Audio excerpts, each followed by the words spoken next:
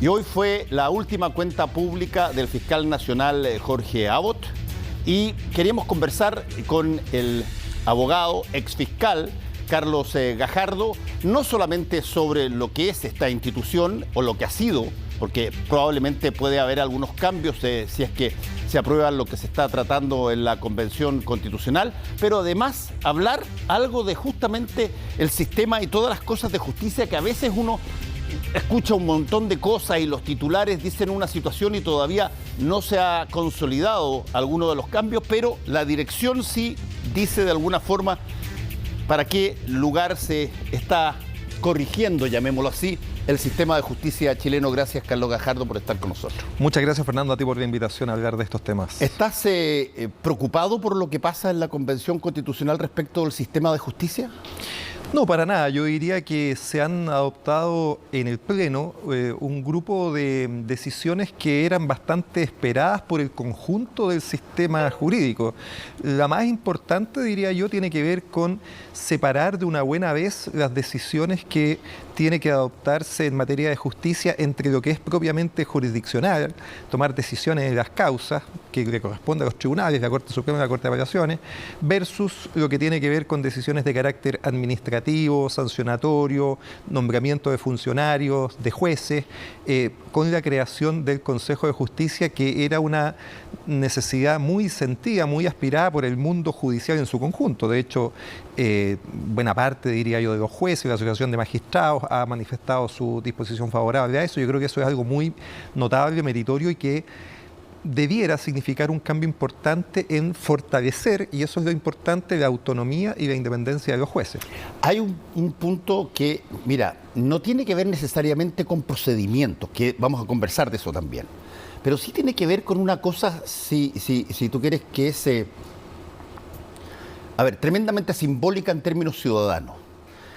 El sistema de justicia o la justicia en un país, en realidad es la encargada, tal cual como quizás el arquero en un equipo de fútbol, para poner una metáfora futbolística, es el encargado de corregir aquello que todos los restantes no pudieron parar antes de que llegara el balón al arco. Y el sistema de justicia tiene como, de alguna manera, una forma que transmite a través de su fallo la calidad de la convivencia ciudadana y de muchos derechos y de muchas y cómo se aplican las leyes independientemente de si es que la persona es pobre o es rica, si es que es una persona adulta o es una persona menor. Todo eso, de alguna manera, a través de los fallos y cómo sanciona la justicia permanentemente, de alguna manera corrige, tal como corrige las fallas de toda la sociedad hasta que tienen que llegar a que un tercero, en este caso un juez o una corte, decida cómo resolver el problema. Y cuando eso no opera de una forma debida, se nota muy rápido.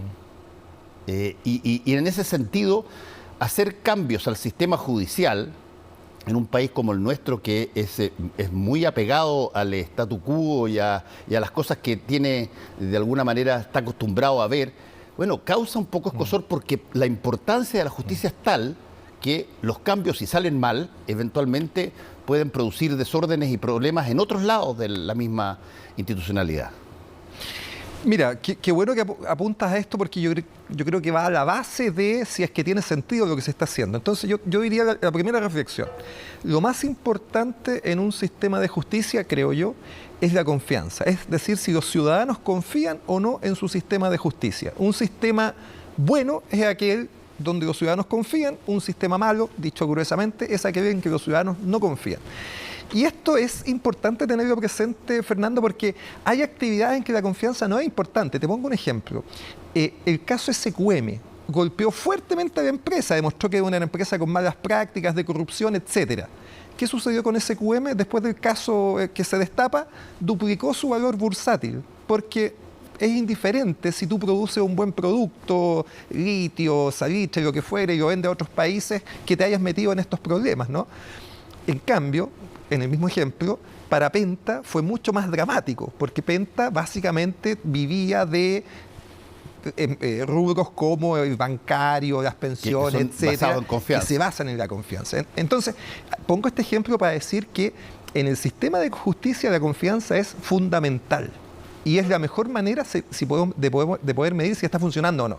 Y en Chile, y eso los estudios lo demuestran con mucha nitidez, tenemos un problema grave de confianza en el sistema. Los estudios que hace la OECD todos los años nos ubican como el país de la OECD con menor confianza en el sistema de justicia junto con Ucrania. 15 puntos. 1 de cada 7 chilenos confía en su sistema de justicia. En los países de Europa del Norte, los que están mejor, ¿no es cierto? Dinamarca, Finlandia, el 80% de la gente confía en el sistema de justicia. En el promedio de la OECD, 50%. Pero incluso en América Latina, Brasil, Colombia, Perú y México tienen mejores niveles que nosotros.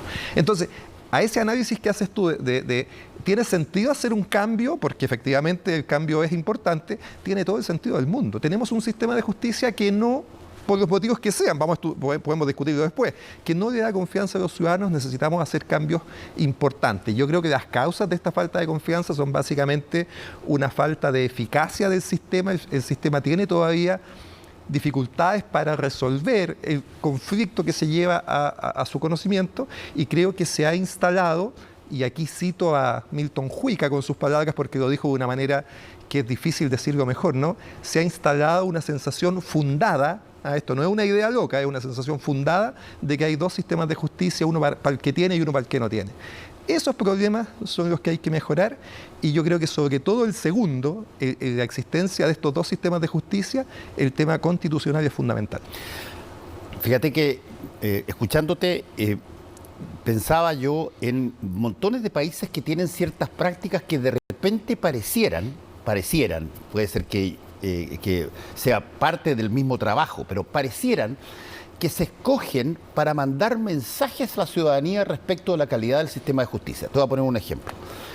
Cuando tú de repente ves que un país, España en su momento, Alemania en su otro momento, Estados Unidos con la Martha Stewart, toman en un año determinado a personas que hacen evasión de impuestos o que hacen un fraude impositivo, y esa persona tiene ciertas condiciones, cometió un delito, pero además es una persona muy afluente, con mucho poder, y aún así va a la cárcel, como Martha Stewart, que pasó 5 años presa, la mujer más rica de Estados Unidos en su momento. Todos entienden el mensaje de que, mira, si es que a ella, que tiene todos los abogados del mundo y tiene todas las posibilidades de defensa, le pasa eso porque comete un delito, bueno, ¿qué más me puede pasar a mí? Por lo tanto, el mensaje de la igualdad o de que aquí es relativamente ciega la aplicación de justicia llega muy claro. Pero aquí cuando pasa al revés, cuando tú fuiste parte de todo el sistema de financiamiento ilegal de la política, y en un momento dado varios creíamos, en muchos hablábamos incluso en los medios, mira, está casi todo listo para que se produzca una cosa ejemplar. Bueno, y la cosa termina en otra situación, porque hay muchos políticos involucrados transversalmente. ¿Cómo se transmite a la ciudadanía una sensación de confianza desde la justicia, Carlos? Bueno, yo creo que justamente el problema en que estamos es a partir de esto. Yo soy un firme convencido de que una parte importante del estallido social tiene que ver con la manera en que se resolvieron los casos del financiamiento de la política y otros parecidos, ¿no? Porque uno puede hacer una semejanza con los casos de colusión, donde también se determinó que muchas empresas en muchos mercados estaban coludidas. Uno puede hacer un símil con otras situaciones en la Iglesia Católica, por ejemplo, con los casos de corrupción, etcétera. Es decir, se fue generando un patrón, pero yo creo que los casos de financiamiento político fueron los clave en esto, el patrón de que al poderoso no le pasaba nada, aunque lo pillaran con las manos en la masa, ¿no? Colusión, el caso La Polar, los casos de financiamiento político. Las clases de ética terminaron siendo el gran símbolo de esto, ¿no? No, al tipo que lo pillan, finalmente lo que hacen es mandarlo a clases de ética, porque lo que hace el poderoso es una cosa menor, y entonces, claro, basta con que tome unas clases para que se vuelva a resocializar. Al ladrón de la calle, a ese hay que mandarlo a la cárcel. Esa señal que se le dio al sistema fue tremendamente negativa. Creo yo que es parte del problema que hoy día estamos teniendo, y es parte, por cierto, de la solución que tenemos que dar. En el mundo, yo coincido contigo, obviamente los sistemas funcionan en que casos de este tipo necesitan una condena ejemplarizadora. Se le da el mensaje al resto de los ciudadanos que eso no se puede hacer. Y eso tiene un efecto además muy virtuoso que nosotros lo alcanzamos a vislumbrar en el caso Penta. Fíjate, Fernando, que cuando surge el caso Penta y se da este escenario que tú señalas, ¿no es cierto?, de una persecución inicial muy potente y se conoce como concepto, se desbarata como concepto las facturas ideológicamente falsas, las boletas y facturas ideológicamente falsas, lo que sucedió en los 2 años siguientes en recaudación fiscal fue tremendo. Se bajó la evasión 2 puntos por año, básicamente por la disminución de esta conducta que estaba muy extendida. Entonces, evidentemente tiene un efecto muy potente, mucho más que en el delito común, ¿no? En el delito común pareciera que esa relación no es tan fuerte, pero sí en el delito de cuello y corbata eso ocurre y es necesario, es sanador, es lo que permite finalmente que las sociedades se recompongan. Yo lo señalaba en algún momento, ¿no?, que la impunidad en este tipo de materias es lo peor que le puede pasar a la sociedad porque justamente rompe la ilusión de que la justicia es el último bastión que nos protege a todos los ciudadanos. Hay un punto bien interesante en esto que dijiste, que tiene que ver con un fenómeno, llamémoslo así, que no es de mucho conocimiento público, pero que pasa en un momento dado a ser trascendental en la formación de los sistemas de justicia, que es las nominaciones de los jueces.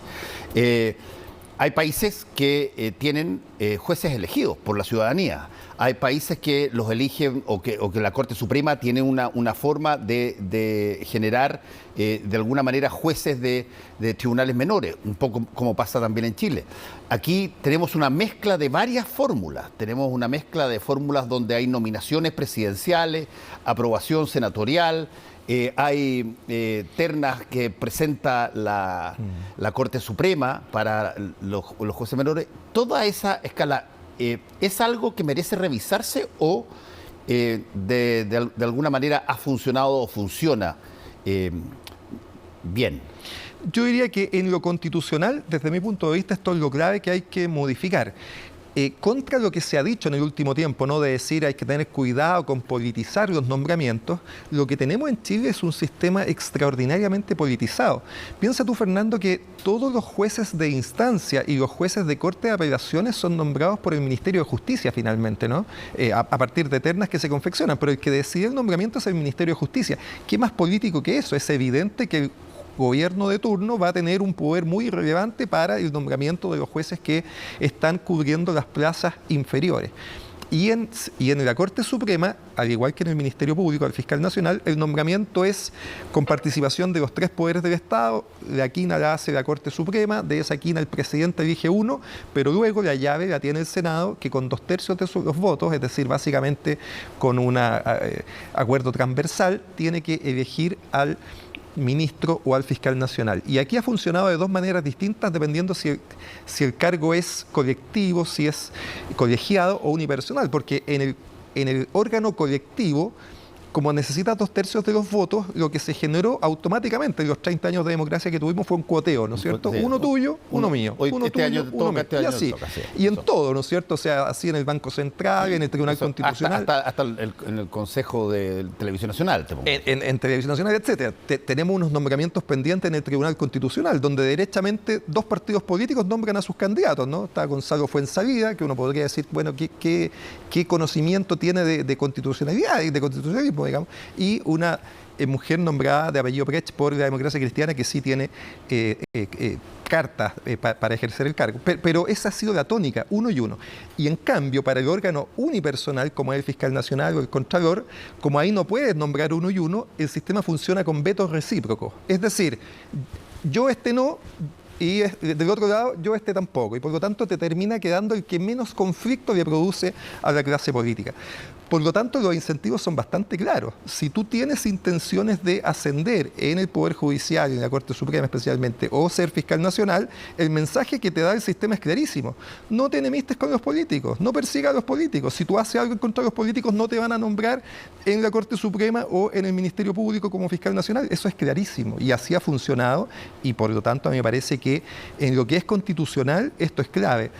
Pero creo que además había consenso en que esto había que cambiarlo, ¿no? De hecho, el propio gobierno del presidente Sebastián Piñera presentó una reforma constitucional que va en esta misma línea, de generar un consejo distinto, con personas que tengan más bien características de mayor academicidad, ¿no es cierto?, para nombrarlo. Lo que ha hecho la Convención Constitucional es crear un Consejo de Justicia muy parecido a lo que hay en más de 120 países del mundo, con nombramientos que por una parte tienen una generación que viene del mundo político, pero una parte, ¿no?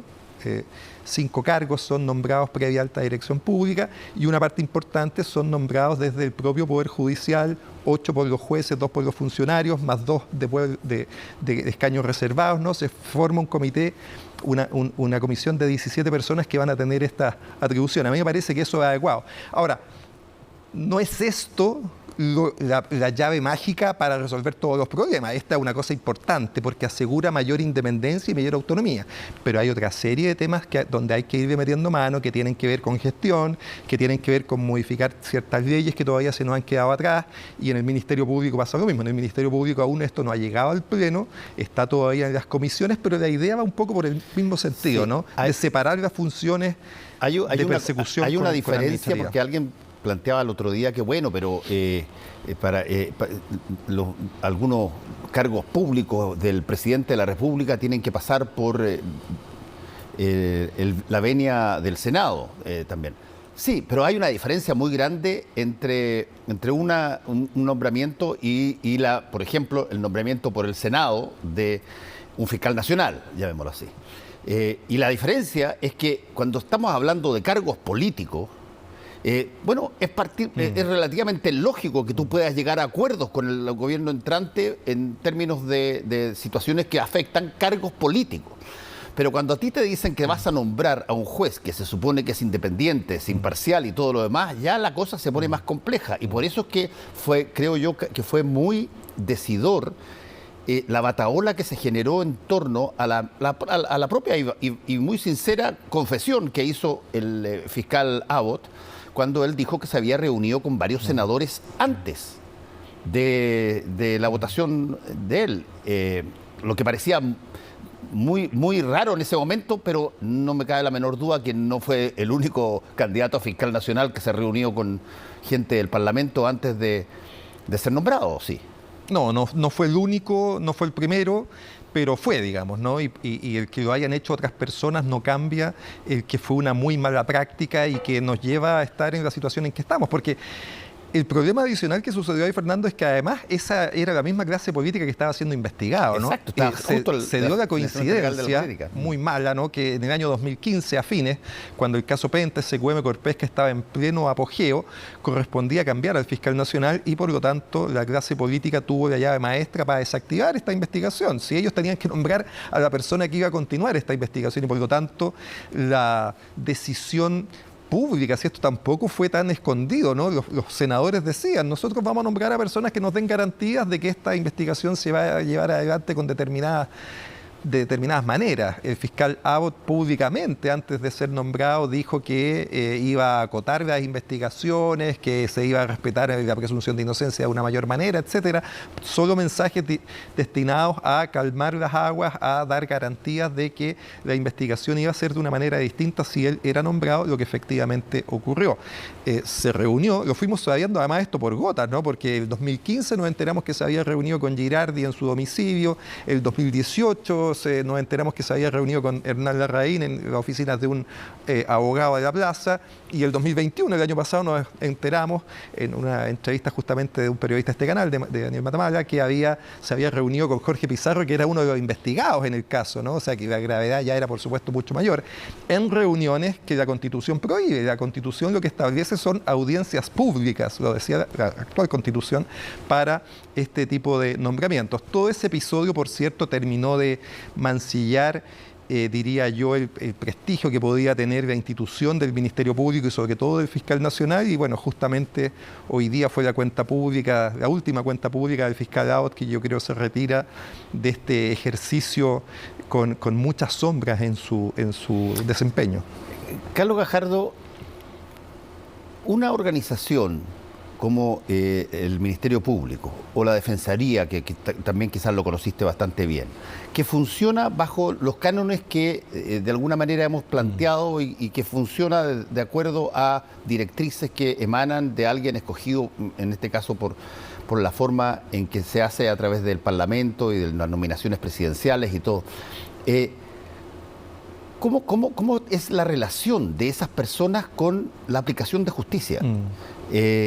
Uno tiende a pensar, y no tengo ninguna información en contrario, que la gente son relativamente idóneas, que en principio, básicamente, cuando enfrentan un caso y ese caso toca con alguien que eventualmente tiene poder, teóricamente en una entrada esas personas tratan exactamente igual el caso en términos procesales, técnicos. Pero ¿qué tanto ronda en ustedes? ¿Les rondaba el hecho de que ahí hay, bueno, jefes y personas que de alguna manera tienen a través de distintas instancias potestad sobre el ministerio? Yo te diría eso, un par de comentarios, ¿no? Fíjate, Fernando, que cuando tú haces una postulación de un cargo ordinario dentro del Ministerio Público, a mí me tocó muchas veces participar en concursos para funcionarios administrativos, para abogados asistentes, te llegan 300, 400 currículum, incluso para administrativos, muchos abogados. Bueno, cuando toca postular para fiscal regional, pasó el año pasado que para cargos en que había que llenar una terna, llegaron 3 candidatos, pasó en Arica. En Temuco, en la Araucanía, para llenar la terna llegaron 4 candidatos. Para fiscal nacional, un cargo tan importante, para un administrativo te postulan 400. Para fiscal nacional nunca postulan más de 10 personas. Lo que te quiero decir es que pareciera ya que hay además internalizado por parte del sistema una cierta desconfianza en el sistema de nombramientos que desincentiva el participar incluso en esos propios procesos, y eso, por cierto, y aquí va la segunda derivada de esto, desincentiva el nombramiento meritocrático. Al final, tú para todos los otros cargos tienes que tener pruebas de conocimientos, para ser fiscal, por supuesto, tienes pruebas psicológicas. Para este otro tipo de cargos, los altos, no tienes ninguna de esas vallas, no tienes que saber nada de derecho, basta con que tengas los votos, digamos, ¿no? Es así, desgraciadamente. O sea, tú estás diciendo que podría ser fiscal nacional el que no fuera abogado. Tiene que ser abogado, pero podría no tener idea de derecho, perfectamente, porque el requisito es ser abogado, tener 35, 40 años, haber ejercido 10 años la profesión, listo. Para ser fiscal o para ser abogado asistente tú tienes que dar una prueba de conocimiento que se te evalúa, y si te sacan menos de determinada nota queda fuera del proceso. Eso no existe. En la mayor competencia dentro del Ministerio Público. Entonces, el sistema está poco dado para la meritocracia. El sistema está poco dado para incentivar que los mejores accedan a esos cargos. Tiene otros incentivos que tienen que ver más bien con obtener los votos necesarios en el Senado, y eso ya lo vemos cómo se hace. Se hace con reuniones secretas para obtener esos cargos. El sistema no aguantaba más, el sistema era poco transparente y no permitía que esto funcionara bien. Déjame preguntarte cosas estrafalarias, bien estrafalarias. Es muy loco pensar, por ejemplo, en llegar a tener en algún momento dado jurado ciudadano, por ejemplo, en casos de crímenes de alta gama. Hay muchas personas que lo plantean. A mí personalmente no me gusta, pero en su momento, ahí por mediados del año pasado, los 2 candidatos presidenciales que tenían más opciones, Daniel Jadwe y Joaquín Lavín, cuando ambos punteaban las encuestas, ambos postulaban que había que cambiarse a un sistema de jurados. A mí particularmente no me gusta, pero bueno, pues si ¿Y no te gusta por qué? Me parece que es un cambio muy relevante, muy importante, y que necesitamos hacer una serie de modificaciones para que eso funcione. Prefiero que sigamos con lo que tenemos y le hagamos ajustes, pero es perfectamente posible hacerlo, digamos. Pero sería un cambio muy importante en nuestro sistema que requeriría una serie de modificaciones relevantes. Sí, además tiene que obedecer de alguna manera a una concepción de justicia que está encarnada en la propia gente, porque básicamente en el caso de los delitos penales en países donde tienen jurados, que además han aumentado, hay muchos países que tienen jurados, se producen una serie de cosas que son buenas, que no necesariamente te lo respalda perfectamente, porque es otro sistema, pero la educación judicial a la ciudadanía es mucho mejor. Mucho mayor. Mucho mayor, claro. Mucho mejor. Y de alguna manera cuesta mucho de que tú puedas disimular un sesgo muy grande. Sí, no, sin duda. Tampoco es que el jurado funcione autónomamente, no funciona con reglas que van justamente aplicando los jueces que están llevando el proceso.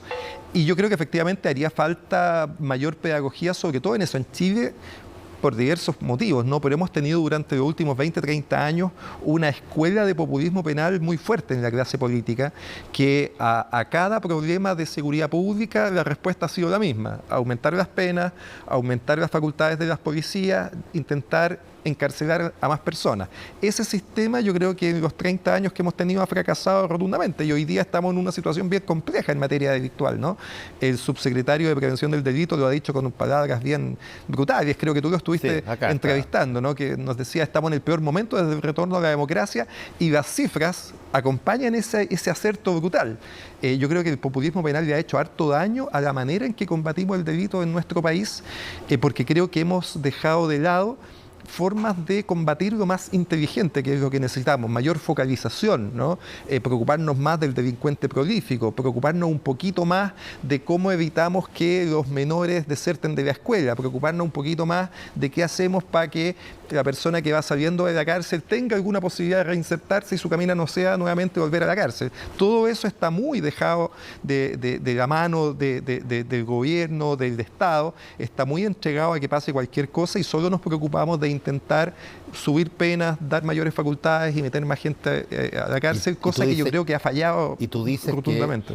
Que tal cual como pasa en otras partes, y que hay gente que se impresiona, qué sé yo, hay países que tienen pena de muerte, como Estados Unidos, y que tiene la tasa más alta de homicidio. Digamos, aparentemente el hecho de que te puedan matar en un estado no significa de que tú estés disuadido de cometer un crimen mortal.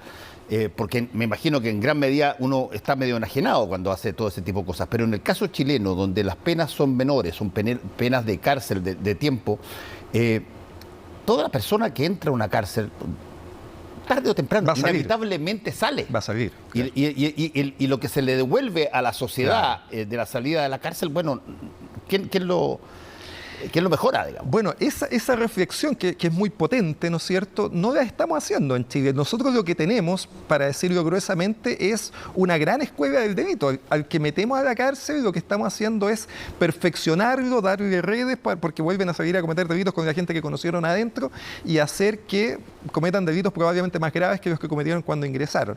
Ese circuito no hemos tenido la capacidad de romperlo, y es muy necesario que lo hagamos. Es tan absurdo, Fernando, que una parte importante de los delitos se cometen desde la misma cárcel. No hemos tenido ni siquiera la capacidad de desactivar las comunicaciones telefónicas de ese nivel de brutalidad desde el interior de las cárceles. No hemos podido tener la tecnología para inactivar los teléfonos celulares. No, todo eso es parte de una política criminal mucho más profunda, que excede, por cierto, la discusión constitucional, que hay que trabajarla ni siquiera a nivel de leyes, que hay que trabajarla operativamente, ¿no es cierto?, con protocolos, con formas de trabajo, con políticas, etcétera, donde se trabaje mucho más mancomunadamente. Porque el otro gran problema que hemos tenido en estos últimos 30 años, creo yo, es que tenemos el festival de echarse la culpa mutuamente. O sea, el gobierno le echa la culpa a la policía a los fiscales a los jueces, y damos la vuelta completa de nuevo, cuando lo que en verdad existe es un sistema que debiera actuar mucho más coordinadamente, porque